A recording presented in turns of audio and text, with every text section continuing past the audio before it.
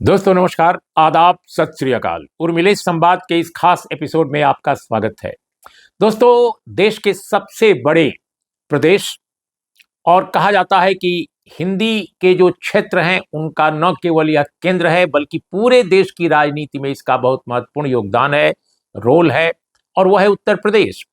तो उत्तर प्रदेश की राजनीति के बारे में मैं एक खास पहलू आज आपके सामने रखना चाहता हूं, और ये जो पहलू है, रायबरेली, अमेठी और लखनऊ से लौटकर मैं अभी अभी कुछ ही समय पहले आया हूं, और जो मैंने एक एक डेवलपिंग रियलिटी, एक ऐसे विकासमान सच्चाई को मैंने वहां पर देखा जो मैं स्वयं चकित था।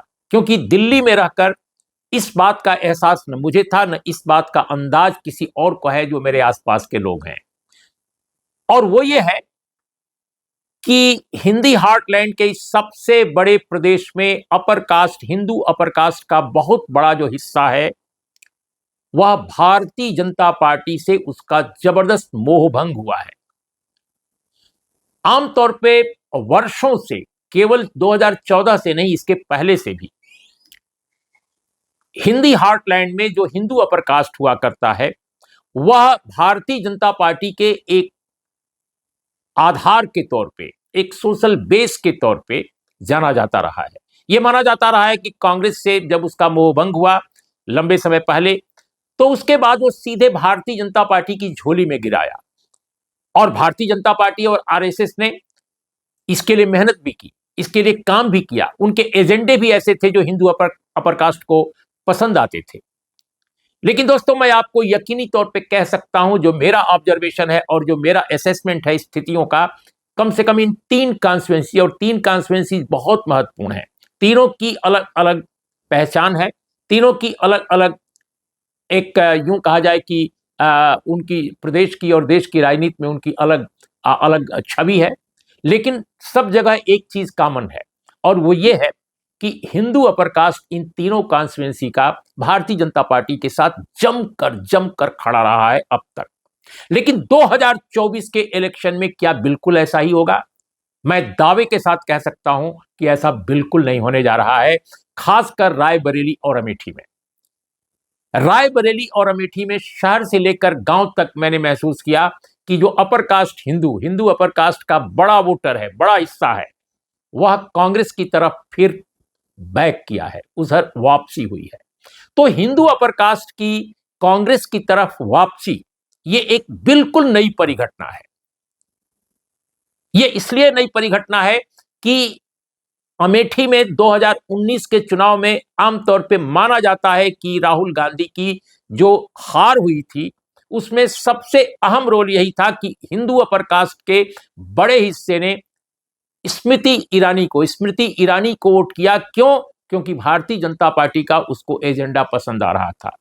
उसको पुलवामा से लेकर मंदिर और जो जो ईडब्ल्यूएस तमाम चीजें जो हो रही थी, उसको लेकर उसको बहुत खुशी हो रही थी। और जो एससी एसटी ओबीसी के रिजर्वेशन पर जिस तरह का अप्रोच था राज्य सरकार का और केंद्र सरकार का, वो भी पसंद आ रहा था कि रिजर्वेशन के रहते हुए रिजर्वेशन को कैसे बीजेपी की सरकार निष्प्रभावी बना रही है, इससे भी वो खुश था। लेकिन अब स्थितियां बदली हैं। अब उसको ये लग रहा है कि उसको उसके साथ धोखा हुआ है। मैंने अनेक लोगों से बात की, अनेक लोगों से, और उनके पुरवा भी गया। आमतौर पे रायबरेली अमेठी के इलाके में गांव के नाम पुरवा से होते हैं, जैसे डाला का पुरवा, तिवारी का पुरवा, इस तरह के गांव के नाम बहुत सारे हैं, आपको अलग अलग नाम मिलेंगे। तो मैं कई गांव में गया और मैंने ये महसूस किया, उसके आसपास के लोगों से मिला जो कस्बे में आए थे रैलीज में और प्रदर्शनों में, और तरह तरह के भाषणों को सुनने लोगों के, उनसे भी मेरी बातचीत हुई। और उस बातचीत के आधार पर मेरा जो निष्कर्ष है, मेरा जो असेसमेंट है कि हिंदू अपर कास्ट के बड़े हिस्से में मोहभंग है भारतीय जनता पार्टी की सरकार को लेकर। मोदी जी, अमित शाह जी और जो लोग बातें कह रहे हैं रैलियों में जाकर, वो उनके गले उतर नहीं रही हैं। क्यों? क्योंकि सारे अपर कास्ट हिंदू बहुत अमीर नहीं है। गांव में तो बहुत बुरा हाल है, कोई 15 बीघे का है, कोई 5 बीघे का है, कोई 3 बीघे का किसान है। और छोटा मोटा जो काम होता है उसमें अगर बुजुर्ग लोग रिटायर हो गए हैं तो घर में 3-3 बच्चे बेरोजगार पड़े हैं। 3-3 बच्चे। मैं कई ऐसे लोगों से मिला जिन्होंने कहा कि 3 लड़के मेरे बेरोजगार पड़े हैं। एक ने कहा कि मेरे घर में तो 6 लड़के बेरोजगार हैं, हम 2 भाई हैं और दोनों, चूंकि उन्होंने डिवाइड नहीं किया है अपनी फैमिली को, डिवीजन नहीं हुआ है उस फैमिली में, तो उनके जो बच्चे हैं सारे के सारे बेरोजगार हैं, अग्निवीर में भी वो नहीं जा पाए। तो ऐसी स्थिति में लोगों में बेरोजगारी को लेकर इतनी ज्यादा परेशानी है कि वो अपनी जाति के आग्रह दुराग्रह से बिल्कुल ऊपर उठ गए हैं, और गांव और कस्बों में यह बहुत हुआ है। लेकिन लखनऊ जैसे बड़े शहर में जब हमने बात की कई ऐसे लोगों से जो हिंदू अपर कास्ट के हैं, तो उतना बड़ा मोहभंग नहीं दिखाई पड़ा जितना रायबरेली और अमेठी के कस्बों में या गांव में दिखाई पड़ा, या सड़क चलते ढाबों में मुझे बातचीत करने के बाद पता चला।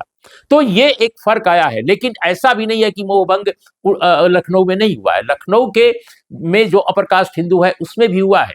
लेकिन आमतौर पे मैं बार बार ये बात रेखांकित करना चाहता हूं कि जिस तरह से गांव में हुआ है, छोटे कस्बों में हुआ है, वैसा महानगरों में नहीं हुआ है। महानगरों में जो अमीर लोग हैं, जो अपर मिडिल क्लास है या लोअर मिडिल क्लास का भी अपर कास्ट हिंदू है, उसमें अभी बीजेपी के प्रति अभी भी आग्रह दिखाई देता है, अभी भी दिखाई देता है कि शायद उससे उसका कल्याण हो सकता है भविष्य में। लेकिन दूसरे हलकों में ऐसा नहीं है। और मैंने अनेक लोगों से बात की, यहां तक कि सुल्तानपुर के भी कुछ लोग मिले थे, और सुल्तानपुर के लोगों से भी मैंने बात की जो बगल की कॉन्स्टिट्यूंसी है अमेठी की। वो ये बता रहे थे कि इसी के कारण मेनका गांधी बहुत टाइट पोजीशन में है। मैं सुल्तानपुर निजी तौर पे नहीं जा पाया, लेकिन सुल्तानपुर के अनेक लोगों से बात की, और सुल्तानपुर में वो बता रहे हैं, मेरे लिए स्वयं एक सूचना है कि मेनका गांधी का जो चुनाव है वो भी काफी टक्कर का चुनाव बन गया है। और यही नहीं, हमने ये देखा कि जो अपर कास्ट में एक पहले हुआ करता था कि ये हिंदू पार्टी है, हिंदुत्व वाली पार्टी है, वो बिल्कुल भुला दिया है लोगों ने। मंदिर कोई मुद्दा ही नहीं है। हमने अनेक लोग, हमारे सामने 2-3 पत्रकार थे और हमने सबके सामने बात की, और वो कोई द्विवेदी था, कोई तिवारी था, कोई पांडे था, सब लोग कह रहे थे कि मंदिर के नाम पर राजनीति करते हैं। मंदिर हमारे गांव में भी है, मंदिर अयोध्या में भी था, अयोध्या में बन गया, सुप्रीम कोर्ट के कहने पर बना, बहुत अच्छी बात है। लेकिन मंदिर के नाम पर पॉलिटिक्स कितने दिन करोगे? और कुछ दोनों पॉलिटिक्स में ये मंदिर मंदिर क्या, मंदिर आपका वो है क्या, कोई आपका फार्मूला है क्या मंदिर, या ये भगवान का जगह है? तो भगवान की जगह को आप राजनीति का फार्मूला क्यों बना रहे हो? ऐसी ऐसी बातें लोग कहते नजर आए। तो ये बात नजर आ रही है कि ये बड़ा चेंज दिखाई दे रहा है। ये एक नए ढंग का मैं ये कहूंगा कि जागरण है अपर कास्ट हिंदू में, कि केवल किसी वर्ग विशेष, किसी जाति विशेष से चिढ़ने के कारण या नाराज होने के कारण या उसको और पिछड़ा देखने की जो एक नजरिया है, वो खत्म हो रहा है धीरे धीरे। और लोगों को लगता है कि सबको मिलकर अपने लिए बेहतर अपॉर्चुनिटी की तलाश करनी पड़ेगी। एक नया ट्रेंड है, और अगर ये ट्रेंड सस्टेन करता है और आगे बढ़ता है, तो मैं समझता हूं कि ये हमारे देश के लिए, हमारे प्रदेश के लिए, हमारे पूरे हिंदी हार्टलैंड के लिए भी बहुत बड़ी चीज होगी। राहुल गांधी के प्रति एक उनमें आशा है। वो इसलिए आशा है कि उसको ये बुरा नहीं मानते कि वो जातिवार जनगणना की बात करते हैं। मैंने ये भी पूछी बात कि भाई आप तो राहुल गांधी को वोट कर रहे हैं अगर, लेकिन वो तो जातिवार जनगणना की बात करते हैं। तो उसमें उन्होंने कहा किसको दिक्कत है, इसमें करने दीजिए। और दोस्तों मैं आपको बताऊं एक दिलचस्प कहानी, कि टेलीविजन में और हिंदी के अखबारों में हर रोज छपता है कि अमेठी में इतने ब्राह्मण हैं, इतने यादव हैं, इतने बनिया हैं, इतने ये हैं। अब जो टेलीविजन चैनल और जो हिंदी के अखबार पानी पी पी कर जातिवार जनगणना के खिलाफ बोलते हैं, कहते हैं कि जातिवार जनगणना देश को बांट देगी, जातियों में विभाजित कर देगी, वो सारे लोग बता रहे हैं कि 13% अमुक जाति है, 14% अमुक जाति है, 12% अमुक जाति है। ये सारे ब्राह्मण से लेकर यादव बनिया सबका आंकड़ा सारे चरणों में पेश कर रहे हैं, चाहे वो कोई चैनल छोटा हो या बड़ा हो, हिंदी के अखबार भी। लेकिन जातिवार जनगणना के खिलाफ हैं। तो मेरा यह सवाल है कि जातिवार जनगणना जब हुई ही नहीं, और आप चाहते ही नहीं हो कि जातिवार जनगणना हो, तो ये आंकड़े तुम कहां से परोस रहे हो? ये मक्कारी नहीं है तो और क्या है? ये फ्रॉड नहीं है आंकड़ों के साथ तो और क्या है? अंदाज पर आप कुछ भी बोले जा रहे हैं। तो ये भी मैंने महसूस किया कि लोग जो है जातिवार जनगणना के खिलाफ अब नहीं है। उनको लग गया है कि हो तो हो, क्या फर्क पड़ता है इससे। उनको रोजगार चाहिए, और रोजगार सबको मिले, दिक्कत नहीं इसमें है। तो ये चुनाव इसीलिए भारतीय जनता पार्टी के लिए केवल ये चुनाव जीत हार का नहीं है, उसके सोशल बेस में एक अगर कटौती होती है, अगर दरार पड़ती है, तो आगे की राजनीति भी आरएसएस और बीजेपी की हिंदी हार्टलैंड में, जिसपे उसको पक्का भरोसा रहा है कि लोग उसका हमेशा साथ देंगे, कोई आई मीन धर्म के नाम पर या जाति के नाम पर, वर्ण के नाम पर। तो ये जो पहलू है, मैं समझता हूं भारतीय जनता पार्टी के लिए बहुत ही विचारणीय है, और मैं समझता हूं कि ये चिंता का सबब बना हुआ होगा। और इसीलिए आप देखते हैं कि प्रधानमंत्री जी आजकल भाषणों में ऐसी ऐसी बातें भी बोलते हैं जो आमतौर पे एक्सपेक्ट नहीं किया जाता है कि कोई देश का प्रधानमंत्री, भारत जैसे बड़े देश का प्रधानमंत्री इस तरह की बात बोलेगा। तो जैसे मंदिर उन्दिर को लेकर उन्होंने बहुत सारी बातें कही हैं कि अपोजिशन आएगा तो मंदिर के साथ ये करेगा वो करेगा, जबकि ऐसा कुछ भी कौन करेगा? मंदिर या मस्जिद के साथ क्यों ऐसा कोई करेगा? वो तो आप ही लोग करते रहे हैं, बीजेपी करती रही है। उपासना स्थलों पर आज तक तो मैंने किसी नॉन बीजेपी आई मीन जो पार्टीज हैं उनको कुछ करते नहीं देखा है। तो ये सब चीज़ें हैं। लेकिन दोस्तों ये बात हमने ज़रूर देखी है। मुझे लगता है कि जब मैं दूसरे और हलकों में उत्तर प्रदेश के जाऊँगा या बिहार में जाऊँगा तो इस पहलू का ज़रूर अध्ययन करूँगा कि क्या इस देश के हिंदी हार्टलैंड में, अपर कास्ट में भारतीय जनता पार्टी के प्रति जो एक मोह था हिंदुत्व पार्टी के नाम पर या अपर कास्ट पार्टी के नाम पर, क्या वो वाकई ब्रेक हो रहा है? क्या ये धारणा उनके प्रति, बीजेपी के प्रति उनकी धारणा में बदलाव आ रहा है? तो ये इस चुनाव का एक बहुत महत्वपूर्ण ट्रेंड मैंने जो देखा, जिस पर कम बात हुई है, तो वो मैं आपके सामने ज़रूर लाना चाहता था। बाकी जो परसेंटेज ऑफ कास्ट का मामला है वो बिल्कुल फालतू है।